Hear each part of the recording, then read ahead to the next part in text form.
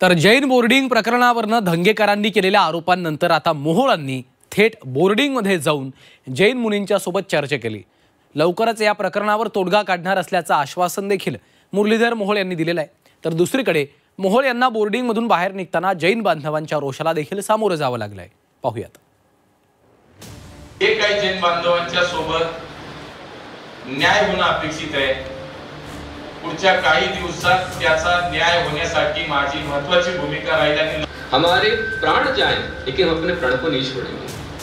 मैंने 17 अक्टूबर को ही जर हा 30 तारीखपर्यंत विषय नाही संपला तर अण्णांनी या इथे ठिकाणी येऊन गुरुदेव बरोबर आमरण उपोषणला बसावं असं मी ठामपणे सांगतो। सेल रद्द करा। दुसरी गोष्ट या संदर्भात जे संबंधित अधिकारी आहेत आणि संबंधित बँक ह्या सर्वांवर कारवाई होणं गरजेचं आहे। पुण्यातील जैन बोर्डिंग जमिनीच्या व्यवहारावरनं धंगेकर आणि मुरलीधर मोहोळांमध्ये आरोप प्रत्यारोपाचा सामना सुरू आहे। दरम्यान या आरोपांची मालिका सुरू असतानाच मोहोळ यांनी जैन बोर्डिंगमध्ये जाऊन जैन मुनींच्या सोबत संवाद साधला। या प्रकरणात आपल्यावर खोटे आरोप होत असल्याचं म्हणत मोहोळ यांनी रवींद्र धंगेकरांवर निशाणा साधलाय। तर जैन बोर्डिंग प्रकरणाचा विषय लवकरच सोडवणार असल्याचं आश्वासन मोहोळ यांनी जैन बांधवांना दिलंय। माझा या विषयाशी संबंध कसा नाही हे अनेक वेळा पुराव्यानिशी सुद्धा मी आपल्या सगळ्यांच्या समोर प्रसार माध्यमांच्या समोर सुद्धा ठेवलं। या शहराचा खासदार म्हणून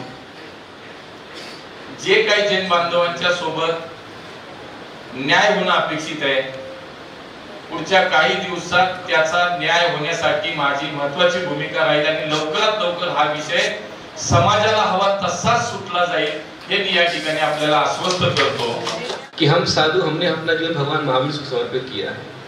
हमारे प्राण जाएं लेकिन हम अपने प्राण को नहीं छोड़ेंगे। मैंने 17 अक्टूबर को ही आह्वान कर दिया है कि 1 नवंबर के पहले 15 दिन के अंदर अंदर में ये बोगस डील सेल कैंसिल होना चाहिए और मात्र कैंसिल से काम नहीं चलेगा। इसके साथ में आगे कभी ऐसी कोई पुनरावृत्ति नहीं होना चाहिए, ऐसी पुनरावृत्ति नहीं होना चाहिए। ट्रस्टी को आगे इसका कोई गलत कार्य नहीं करना चाहिए। जैन मुनींच्या सोबत चर्चा केल्यानंतर मुरलीधर मोहोळांना जैन बांधवांच्या रोषालाही सामोरं जावं लागलं। जैन बोर्डिंग मधनं बाहेर निघताना जैन बांधवांनी मोहोळांना घेराव घातला। बोर्डिंग व्यवहार रद्द करा अशा घोषणा दिल्यात।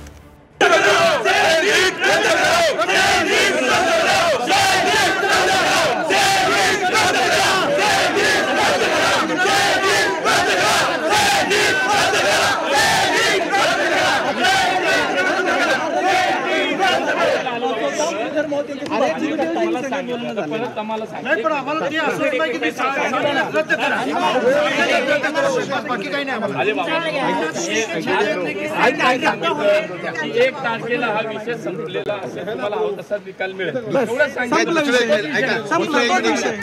30 तारखेपर्यंत जैन बोर्डिंग प्रकरणाचा व्यवहार रद्द न केल्यास उपोषणाचा इशारा जैन बांधवांनी दिलाय। तर या प्रकरणात ज्या लोकांचा हात आहे त्यांच्यावर कारवाई करण्याची मागणी देखील केली आहे। मी गुरुदेवचा आशीर्वाद घ्यायला आलोय, बोलवलं म्हणून आम्ही आलोय। आमचा मुद्दा काय? गुरुदेवनी ते म्हणतात गुरुदेवनी बोलवलंय, गुरुदेव कोणाला बोलवत नाही। आमचा मुद्दा एकच आहे, जर हा 30 तारीखपर्यंत विषय नाही संपला तर अण्णांनी या इथे ठिकाणी येऊन गुरुदेव बरोबर आमरण उपोषणला बसावं असं मी ठामपणे सांगतो। पहिली गोष्ट मागणी आहे सेल डीड रद्द करा। दुसरी गोष्ट या संदर्भात जे संबंधित अधिकारी आहेत ज्यांनी बेकायदेशीर कार्याला मदत केली, कॉर्पोरेशनचा असो महानगरपालिके आयुक्त विभाग धर्माचे आयुक्त आणि संबंधित बँक ह्या सर्वांवर कारवाई होणं गरजेचं आहे की त्याच्यामुळे भविष्यामध्ये असे गैरप्रकार करताना त्याला प्रतिबंध लागेल। धंगेकरांनी केलेल्या आरोपांनंतर जैन बोर्डिंग प्रकरणावरनं चांगलाच वाद निर्माण झाला। दरम्यान आज थेट बोर्डिंगमध्ये जाऊन खासदार मोहोळ यांनी लवकरच या प्रकरणात तोडगा काढण्याचा इशारा दिलाय। चंद्रकांत फुंदे, झी 24 तास, पुणे।